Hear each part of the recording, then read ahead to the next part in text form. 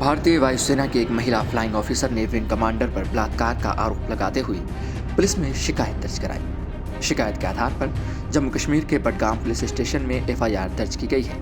दोनों अधिकारी श्रीनगर में रहते हैं। भारतीय वायुसेना ने कहा कि वे अधिकारियों के साथ सहयोग कर रहे हैं। वायुसेना ने मीडिया से बात करते हुए कहा कि हमें मामले की जानकारी है। स्थानीय पुलिस स्टेशन बडगाम ने इस मामले में श्रीनगर में भारतीय वायुसेना से संपर्क किया है और हम स्थानीय अधिकारियों के साथ पूरा सहयोग कर रहे हैं। फ्लाइंग ऑफिसर ने अपनी शिकायत में कहा कि पिछले 2 सालों से उसे उत्पीड़न और यौन उत्पीड़न और मानसिक यातना का सामना करना पड़ रहा है। अधिकारी ने कहा कि 31 दिसंबर 2023 को ऑफिसर मेस में आयोजित एक नए साल की पार्टी में उनके सीनियर ने पूछा कि क्या उन्हें उपहार मिला है।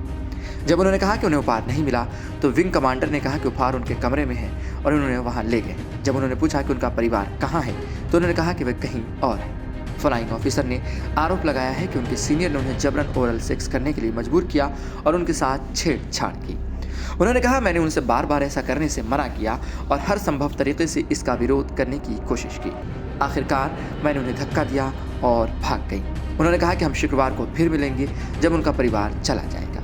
फ्लाइंग ऑफिसर ने कहा कि उन्हें समझने में थोड़ा समय लगा कि उनके साथ क्या हुआ। उन्होंने कहा, मैं डर गई थी और मुझे नहीं पता था कि क्या करना है, क्योंकि पहले भी ऐसे मामले हुए थे जब मुझे रिपोर्ट करने से हतोत्साहित किया गया था। इस घटना के बाद वह मेरे कार्यालय आए। उन्होंने ऐसी व्यवहार किया जैसे कुछ हुआ ही ना हो और उनकी आंखों में पश्चाताप का कोई संकेत नहीं था।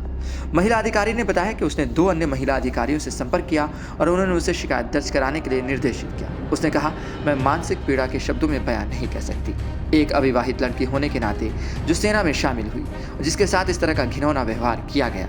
उन्होंने कहा कि उनकी शिकायत के बाद कर्नल रैंक के अधिकारी को घटना की जांच करने का आदेश दिया गया। उन्होंने आरोप लगाया कि इस साल जनवरी में विंग कमांडर को बयान दर्ज करने के लिए 2 बार उनके साथ बैठाया गया।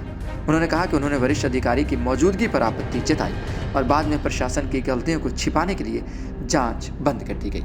इसके बाद उन्होंने आंतरिक समिति के समक्ष एक नया आवेदन दायर किया और 2 महीने बाद समिति की बैठक हुई। उन्होंने कहा, यौन अपराधी की सहायता करने के लिए स्टेशन अधिकारियों को पक्षपात मेरे लिए बहुत दुखद था। उन्होंने आरोप लगाया कि कई बार जोर देने पर भी मेडिकल जांच नहीं की गई। फ्लाइंग अधिकारी ने कहा कि आईसी आंतरिक समिति ने अपना काम ठीक से नहीं किया, क्योंकि उच्च गठन से परिणाम के तटस्थ रखने को निर्देश आए थे।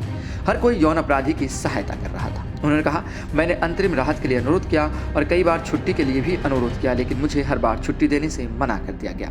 उन्होंने आरोप लगाया कि खुद के लिए या विंग कमांडर के लिए अलग पोस्टिंग के अनुरोध पर भी ध्यान नहीं दिया गया।